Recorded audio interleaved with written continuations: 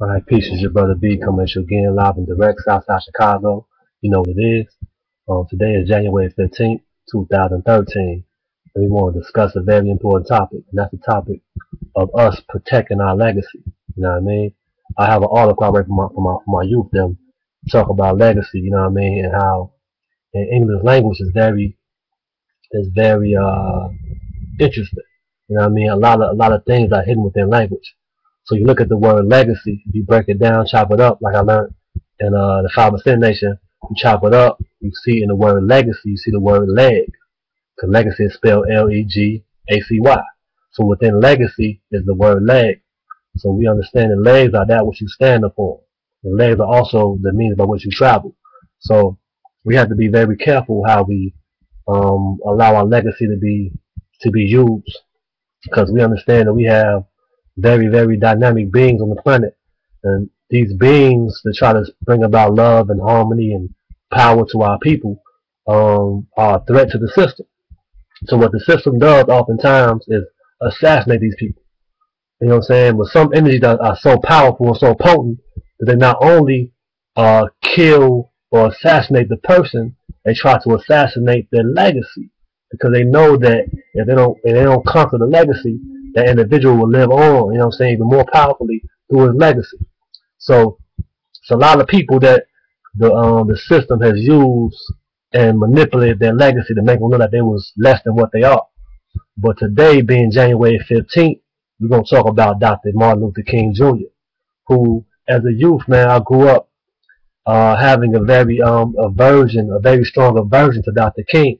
And that's because they presented my man in a very soft, very docile, very non-manly way. How I define manhood as a young boy growing up, born in the 80s. We had a very strong desire for like more virile and more strong masculine men.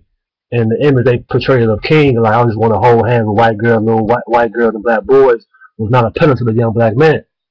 And the system knows that. So all my life until about 2006, I came to look at King as a very soft dude. Like, I ain't really get down with dude at all. You know what I mean? But when I began to research it for myself more intently, I began to realize this dude was a very significant, very powerful, very masculine brother.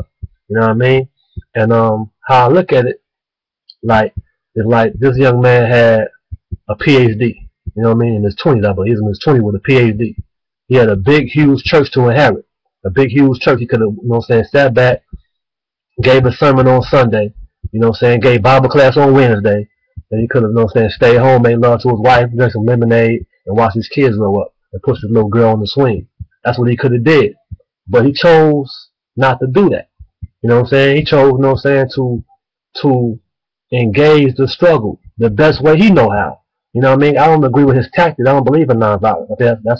That's bizarre. You feel me? But that's what he believed in. But he also still pushed for the movement of, you know what I'm saying, of justice, of righteousness. You know what I'm saying? He was an intellectual. He was in the streets too.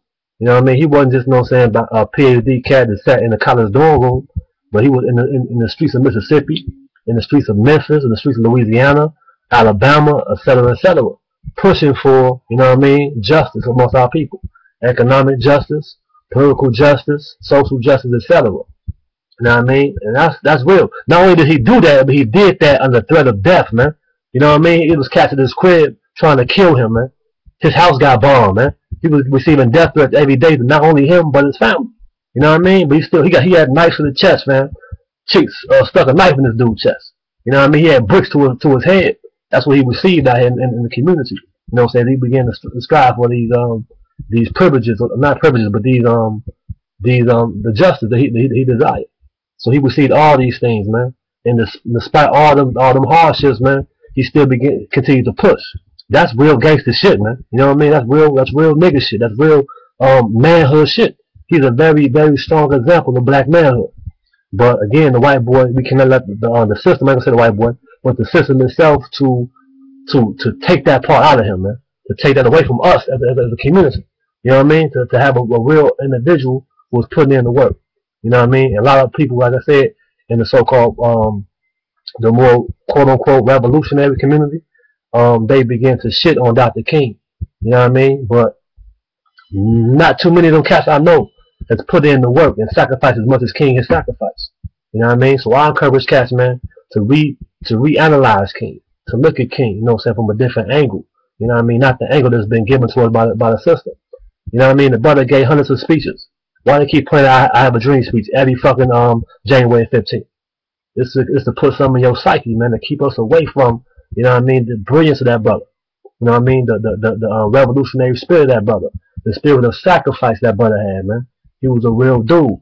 Not saying I agree with his position. I'm a grandson of Huey P, you know what I'm saying, Fred Hampton, and Tickets for Defense, and Nat Turner, you know what I mean? That's the bloodline I come from. You know what I mean? But I can't knock that brother for taking a different stance. You know what I mean? I can't have a disagreement with him, but I still recognize his character was impeccable to a large degree. I ain't say it's impeccable, but it was a very, very strong character that brother had, man, that he demonstrated. You know what I'm saying? Over and over again, man. Like, imagine you walking down the street, fam, and getting a brick thrown at your motherfucking head. You feel me? But you like, damn, I ain't gotta be going to this shit. He could have, like said, he had money. He could have sat back at the crib, man, and drank lemonade. You feel me? And just cooled out, you know what I'm saying, in Georgia or Alabama, wherever he was from. I forgot where he's from. I think Birmingham. Could have sat back, man, and chilled and spent time with his wife. You know what I mean? He sacrificed that for the good of his people and humanity. That's real shit, man. Peace to Rick Ross and, you know what I'm saying, other individuals they put on American Gangster. But Dr. King, fam, needed to be on American Gangster. Because that's real gangster shit, man. We have to start understanding how to redefine. Huey P. Newton said, power is the ability to define phenomena and make it act in the desired manner. You know what I mean? So we have to redefine what it is to be gangster, man. That's real gangster shit, man. I don't care what nobody say. You know what I mean? And next time somebody say shit about Dr. King, man, show me your resume, my nigga. Show me your resume, then we can talk about it. If your resume can, you know what I'm saying, go toe to toe with his resume, have you sacrificed what he sacrificed, or you gave up what he gave up? If you can't say that, my nigga, be quiet, man. Humble yourself, man. Not saying you can't disagree with what he's saying, but man, respect him for what he did, man. Respect the work he did, man. Because he had the people gunning for him. Ain't nobody gunning for you. Most of you cats out here talking that shit about King, ain't nobody gunning for y'all, man. Ain't nobody even looking for y'all. Ain't nobody calling your career talking about they want to kill y'all, man. Stop doing what you doing. So this brother was very significant in the movement. The COINTELPRO does have documents on Dr. King, man. They do have large, thousands of pages of FBI files on him to let you know he was a threat to the status quo. He was a threat to the system, man. Well, not gonna say most, but a lot of pastors at that time was very scared, man, to step out and speak out against politics and things like that. Dr. King stood up, man, and said, you know what, this shit ain't right, bro. And I'm not gonna say it's not right with my mouth. I'm gonna put in my works and my labor, my energy to do this thing, man. Most leaders, you see him in the background, man. He was a leader that was in the trenches. He was a leader that was in the trenches with the people. You know what I mean? He should be on American Gangster. You feel me? Teach your babies about the real Dr. King, man, because he definitely was a king to us, man. Don't let him don't disregard this brother, man. You feel me? So to go along with that, I'm a writer. You feel me? So I have articles about protecting our legacy and what the civil rights movement was about from our perspective. We heard, you know what I'm saying, the more mainstream perspective. We heard the devil's perspective. Now I hear the perspective of those, you know what I'm saying, of a different perspective. You know what I mean? So I'm giving these articles. I'm not charging y'all nothing for the articles. I'm just saying, if you're gonna get the article, make sure you give it to one of these babies, man, and share it with the babies. That's what we gotta do. We can't just give it to each other. It's good to give it to each other, but we also gotta give it to these babies, to these youth out here.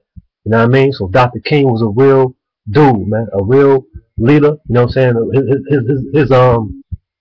His politics might have been revolutionary, but his activities, his energy, his spirit, and his dedication was definitely revolutionary, man. So big up to Dr. King on this day. Big up to all freedom fighters, man. Dr. Khalid Muhammad just passed a few days. I mean, his birthday was a few days ago.